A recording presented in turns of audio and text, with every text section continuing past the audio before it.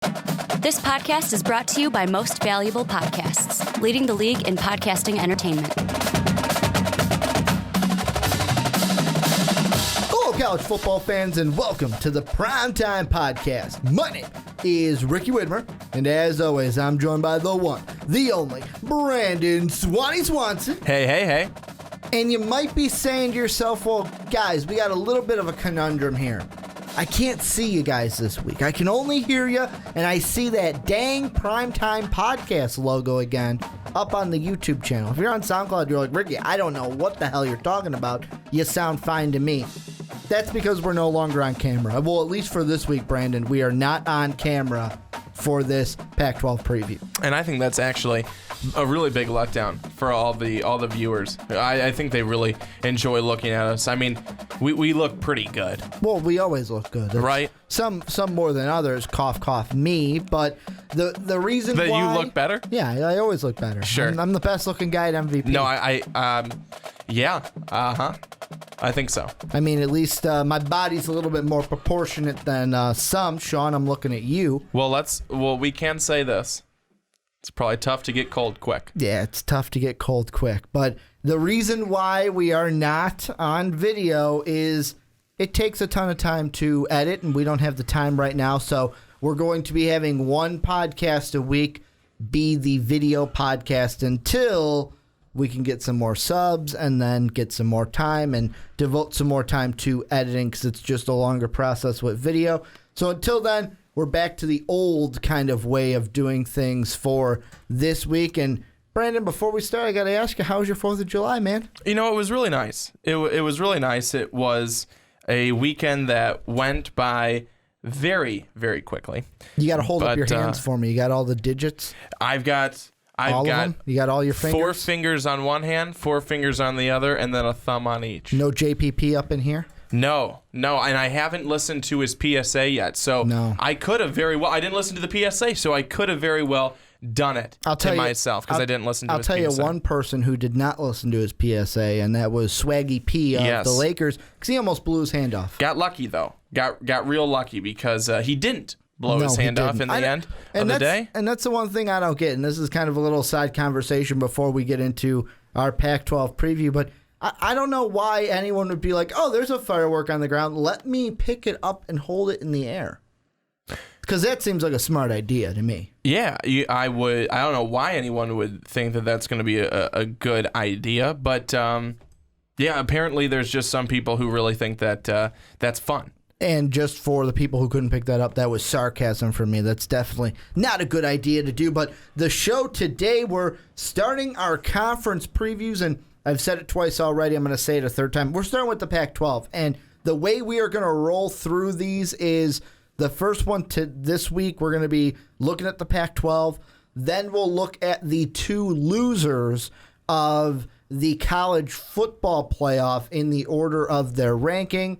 Then we'll look at the ACC because Clemson was the runner-up, and then the last preview we will look at is the SEC because Alabama won the college football playoff. We may or may not touch the non-Power 5s the week after the SEC, but that's going to decide on if A, Brandon wants to do it, and B, you guys want us to talk about it. But really, it's going to be option A more than option B because you guys don't know how hard it is for Brandon to talk non-Power 5s. What's a non-Power 5? Like Houston. Who are they? Exactly, right? But we're going to be looking at the Pac-12 for this week, and just kind of a little bit of a rundown if you forgot how the records went. Stanford won the North. They were kings of the North. USC winning the South, tied with Utah. UCLA was right behind those two at 5-4. Brandon, looking at this conference, we're going to let's start with the North. We'll go with the North, then we'll go with the South, then we'll kind of give some predictions. Looking at the Pac-12 North, we already have looked at a team like Washington a few weeks ago, but what are you seeing from the Pac-12 North coming into 2016? Well, what I'm seeing early on is you're looking at a Stanford team who probably a lot of people right now are picking to win that North Division. But this is a Stanford team that outside of, I think, Christian McCaffrey, you have some concerns. Mm-hmm. And I think that part of that concern is who's going to play quarterback. who is going to be the guy? Because Kevin Hogan's gone. He's now yeah. on the Chiefs. So they draft him in about, the 5th round or something like that. He's on Kansas City now. He's gone. Who's going to be the guy they turn to? And I think that's the big question right now. And it's Keller Christ, I believe, and Ryan Burns are going to be the two guys who are duking it out there. And I've read they're good buddies off the field and stuff like that. But on the field, I mean, one of them is going to be the winner, and they both want to win that starting job. But you know what? I think that sometimes people, they get too scared about, Hogan's gone or Andrew Luck's gone. What are we going to do? Andrew Luck left. Hogan replaces him. Hogan leaves. Who's going to replace him? But I think it's each time you get a quarterback or a running back, whoever it is, and they become a staple for you, and this is among all sports, especially football, basketball. Oh no, he's gone. Who's gonna pick up that spot? And almost all the time, it ends up being someone good who then becomes the next staple, and people are getting upset and worried when they leave. So, this is something to definitely look at. I think that I wouldn't say it's necessarily a concern, but it's something that I would keep an eye on, is that quarterback competition and who is going to be the one to lead this team.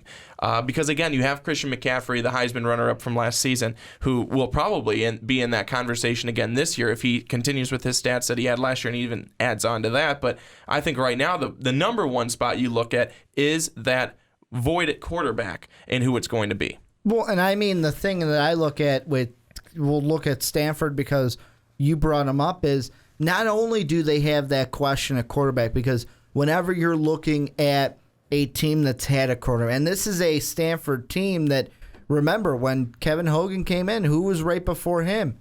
Andrew Luck. Like, that's where we used to be with this Stanford Cardinal team. And coming into last season, we weren't even sure if Stanford would be on the map. Now, that was more because of Oregon. We thought they would be a powerhouse last year, coming off of their runner-up to Ohio State in the national championship the year before. But I'm going to look at one other aspect to this offense.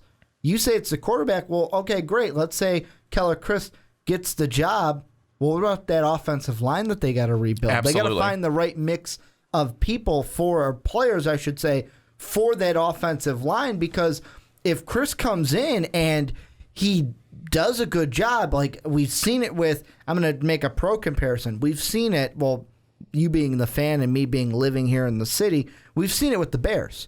We've seen what Jay Cutler has had to do without an offensive line. We've seen what that can do to a quarterback, even at the pro level. So if Stanford it's going to be one of those things is, are we going to be able to find the right fit of players to put an offensive line ahead of whatever quarterback we go with? Or is it going to be, well, our offensive line is shite, so just use Christian McCaffrey as your main go-to weapon? And I think the thing here, too, is that Stanford is never going to be counted out, only because they've won 11 games 4 out of the last 5 years, so they can't be a team that's going to be counted out, or even if they have question marks, they're question marks that quickly are answered. I think that another thing, too, is you talked about it. They have 3 new starters on the offensive line. They are going to be retooling on defense. They lose linebacker Blake Martinez, Cody Whitfield in the secondary, and Ronnie Harrison, the cornerback position. But this Pac-12 team is a team that I think you look at and you go, they're going to be okay. And Stanford right now, in an early top 25 poll, they're ranked number 12.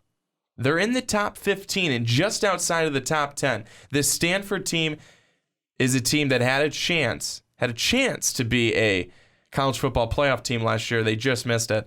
But I think that, again, with historically what they've done the last 5 years, and what they did last year with Christian McCaffrey and him coming back, you can't count this team out, and you can't even expect them to do worse than what they did last year. Someone different handing the football off to him, but it's still Christian McCaffrey, and it's still going to be a team that David Shaw is going to lead to probably a 10-11 win season. Well, he being McCaffrey, he's going to make this team go, and I'm looking at an article here on Athlon Sports where it's 12 numbers for each team, like 12 stats to look at.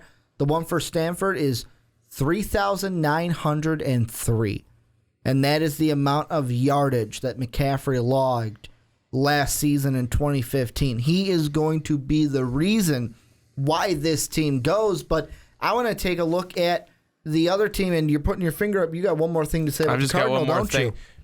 One thing to take a look at Stanford, they're going to have a couple of tough road games. They play on the road at Washington, on the road at Notre Dame, at Oregon, at UCLA. Those are some tough games, pretty good games. But I think that, one to watch for sure, Stanford, Washington, because Washington is being touted so highly this year because of what they've got and what Coach Chris Peterson has going on there with that group of guys. So I think that that's definitely a game to watch. Notre Dame's always a good one. Oregon, we'll see how they are. We will see how they are this year, and then UCLA, who I'm excited to see as well. And before we move on to the next team, I kind of want to touch on in the North, I feel like we didn't give enough love to the defense, so I'm going to throw out there the offense is going to be where all these questions are for Stanford. With the defense, they're going to lean on the defense a little bit more. Nice mix of defensive backs in the secondary, and then you've got a top-line defensive lineman, 10.5 tackles for loss last season in Solomon Thomas. But to me, the big question for this North Division is what can we expect from the Oregon Ducks in 2016? Because you look at last season for the Ducks, it was 9-4 overall, 7-2 in the Pac-12. But the way I look at it, Vernon Adams was supposed to be the guy to take over for Super Marcus Mariota, was supposed to bring you back to the ship with the system. Was it just an off year? Was it, okay, we need to find a better option at quarterback? What do the Ducks need to do to get back on top in the North? Well, I think they need to find a quarterback. And I think that they think they may have found him in a Montana State transfer, and that is Dakota Prukup. And I think that once they have that, because the quarterback position, we just talked about it with Stanford, it is just a vital position, especially in college football. And I think that it was really shaky for Oregon last year. It was very shaky for Oregon last year because Vernon Adams, like you said, was supposed to be the guy. He gets hurt, then it's off and on, then Oregon is up, they're down. They end up being okay at the end of the season last year, but I think that it's going to be really interesting. We've got Royce Freeman, who's going to probably kill it again this year, but then you kind of got to look and see how are they going to be on the defensive side of the football. And you've just got to take a look at that and see, is this defense going to be able to carry us? Well, you do know the newest addition they have on defense this year is Brady Hoke, the ex-Michigan head coach. Yes. So, I mean, you can insert Brady Hoke joke here that he couldn't live up as a head coach at Michigan, but they're hoping he could be the huge boost for the struggling defense of Oregon. Because it's not that good. This is a team that's known, and Oregon fans will probably be like, oh, no, you're wrong, but this team has been offense first. Let's beat you with the quick punches to the mouth from our offense, and then the defense just kind of does what it do, and you blow out teams each and every week. That's how Oregon goes. If you want to, that's their system. That's how it's implemented on the game. And then another thing, too, you lose some huge guys. DeForest Buckner, Tyson Coleman, Joe Walker, Rodney Hardrick. Big names. You'll fill the spots. We'll see how it goes. But I think that really this Oregon team is one. People probably get upset sometimes when you focus so much on one side of the football over the other. But I think for Oregon, it's that offense. Because are you going to be electric on offense? 2 years ago, they were electric on offense. Last year, no, they weren't. They were hurt. They were injured. They had guys not perform to the point that they should. I think that that's going to be the thing to watch. It is for me. I am very interested to see this quarterback, Dakota Prukup.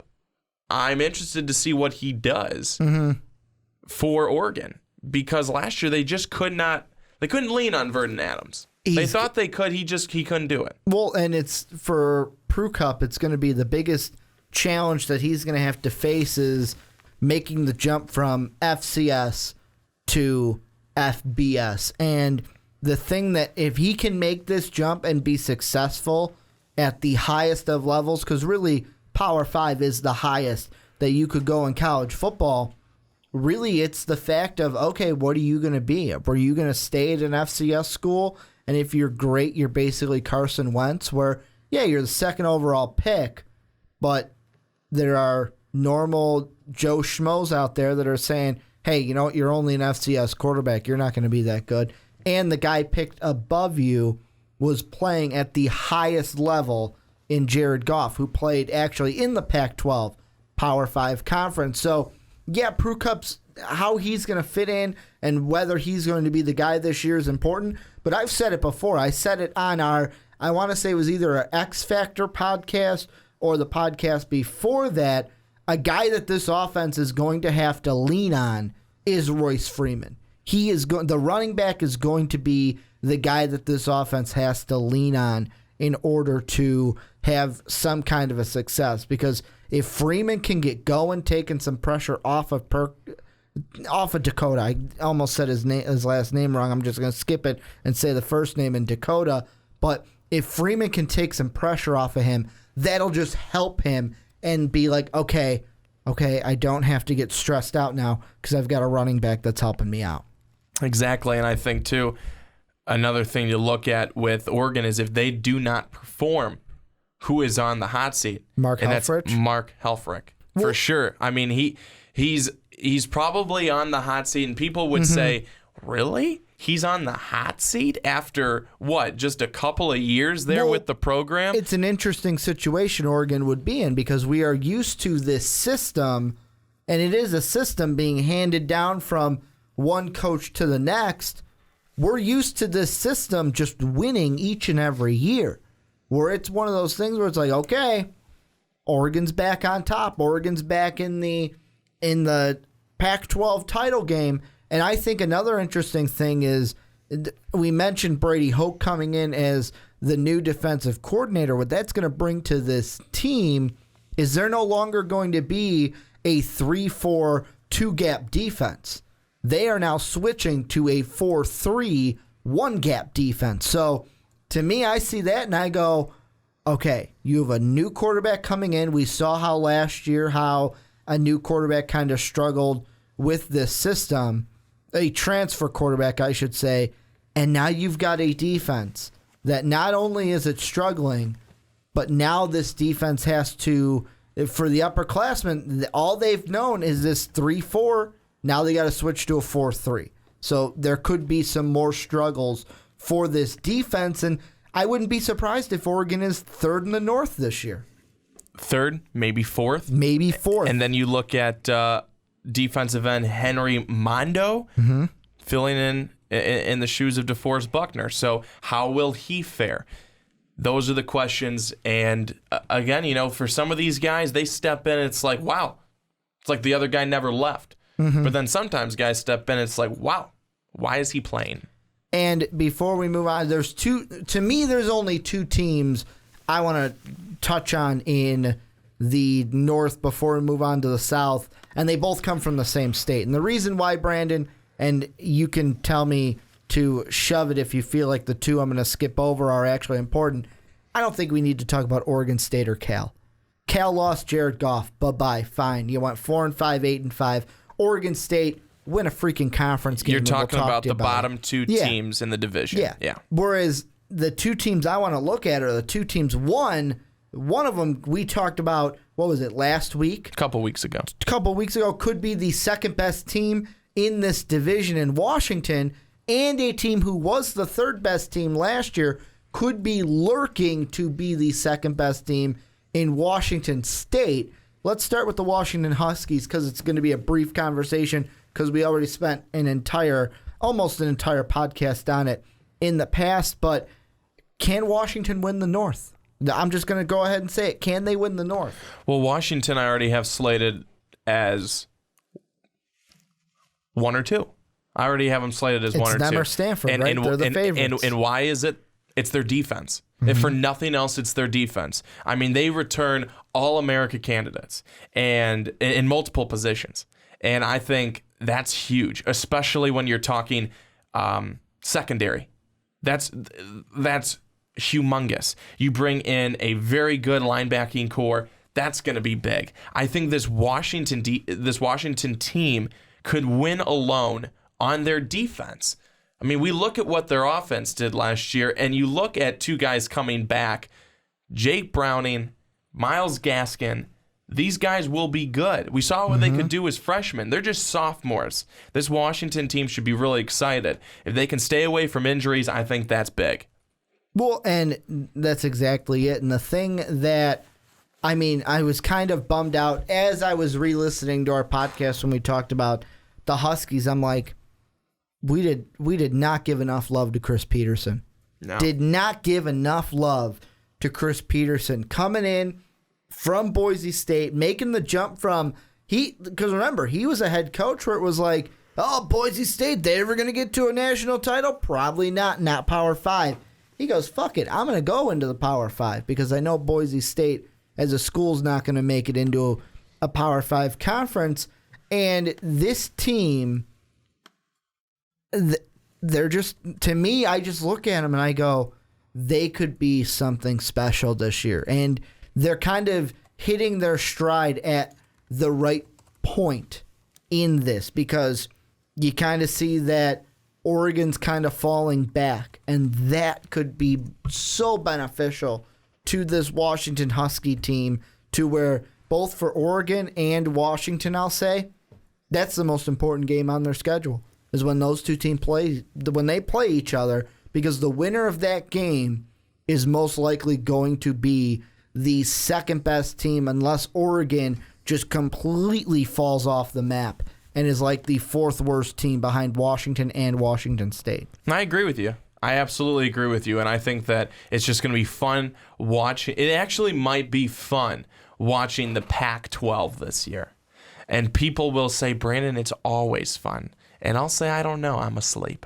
But I think that but that's a reason. This is a reason. When you have good teams, when you have talent, when you put both these teams up against each other, like you said, the big game, Stanford and Washington, September 30th. That's a huge game. People are going to stay up for that. People are going to stay up for that game. And I think that if there's anything that the Pac-12 can do to make that game more prime time for the rest of the United States, that would be ideal, because a game like that, people want to watch. And I know we talked a lot about the offense the last time we touched the Washington Huskies, but for me, the thing that's going to drive them, you know how I said Royce Freeman was kind of like the X factor for the Oregon Ducks? Well, the X factor for the Washington Huskies is going to be that defense, because not only did they were the top defense in the Pac-12 last year, led the league in points per game with 18.8, but I'm going to give you one further stat within that points per game, 11.4. That's the opponent scoring average for Washington in games that they won. So in games that they're winning, their opponent is scoring maybe a touchdown and a field goal. Maybe not even that. That's incredible. In college football, that is incredible to be able to hold teams. And that was 7 times. To all that, yeah. 7 wins last year. Yeah, and they improve on that big time this year. And to me, it's one of those things where, and we'll move over really quickly into Washington State. And the only reason why I want to touch them is I just want you to answer the question, could they be the dark horse of the North? Are they the true dark horse of the North in the Pac-12? I think that... Or is it Stanford, Washington, forget everybody else? To be honest with you, I know that this sounds really, really stupid, and You're people going to say Stanford, Washington, forget everybody else. No. I'm going to say that as much as we're talking about Washington and giving them all this love and all this credit and everything like that, and people are finally starting to find out about them, We're and crowning them blah, too blah, soon. and everything like that, I still think that Washington could be a dark horse and even better than what we're thinking. Okay, the other side of it. That's kind of what I'm thinking right now, because right now the Washington Huskies are ranked 19th in a very early top 25 poll. I think that, we probably, a lot of people could say, okay, I could see Washington around, 15 or 12 or something like that. Who knows? Could they be that dark horse, that Utah type team of what we saw from Utah last year, and be a top 5, but actually stick in that top 5? I mean, poor Utah. Really, they had a pretty good run last year, but then all of a sudden, boom, they hit the wall. And then it was over. But could Washington be that team where they don't hit that wall, or they maybe they get tripped up a little bit, but they keep going? I still think that Washington could be that team that's that dark horse. 7-6 overall last season. People could say, I could see them winning 9, but what if they won 11? Then people are like, wow. Then they're getting more credit. Then they're getting more spotlight. I don't know. I think that people are giving Washington, we certainly are, we're giving them a good look and saying this is a team that could be really good, 1 or 2 in the North Division, but could they be even better than even what we're thinking? And could they be that dark horse? I don't know if many people would say they're going to be a dark horse. Washington fans may say, we're not a dark horse. People know about us. They know we're going to be good. They know our defense is solid. And Washington they know fans we return are probably sitting there going, sophomores what are you talking about? Dark offense. horse, we'll win it all. We're the favorites. That's how I'm assuming Washington fans are, because when you root for your own team, unless it's like the Chicago Cubs, where even when you're 9 games up in the division, you still see yourselves as not the favorite because of some stupid curse. I think Washington fans see themselves as the favorite to win the division. But you bring up Utah. Let's move on into the South. Unless you have one last thing. One more comment. You put up that finger, not the one you're thinking, but you put up your index finger, and I'm like, Brandon's got one more thing he wants to say. One more comment. After a 7-6 season last year, 10 wins?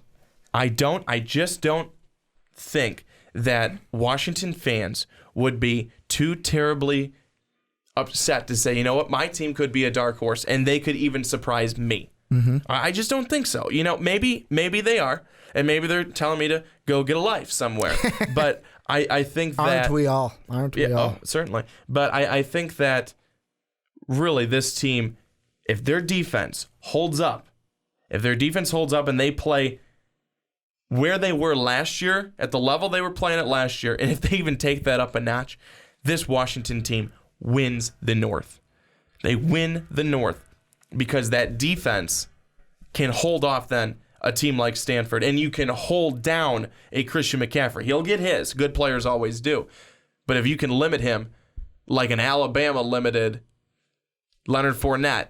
Or Deshaun Watson. How about that? They didn't limit Deshaun Watson. Not as much as they did Leonard Fournette, you're right. But see, that's the thing. If you can limit them and take away the scorer, I think that this Washington team really can be good, but I don't know if everyone knows or is thinking that right now. It goes back to my AP thing. You can't stop them. You can only hope to contain them. But again, that's really what it is with all of the good athletes. Like, you go up against Tom Brady in fantasy, you know he's scoring 20. You just don't want him to score 30. Yeah, no, that's it. Especially if you got the weird, that was a play over 50 yards. That's an extra 10 points. Those leagues that throw in the weird Rafi bombs, as I like to call them. You wouldn't know anything about those leagues. You're not in any, right? I was. $200 buy-in league that had some weird rules. And $200 gone. Right down the drain. Well, it was 100 of my money, 100 of Dave's money. That was the only saving grace.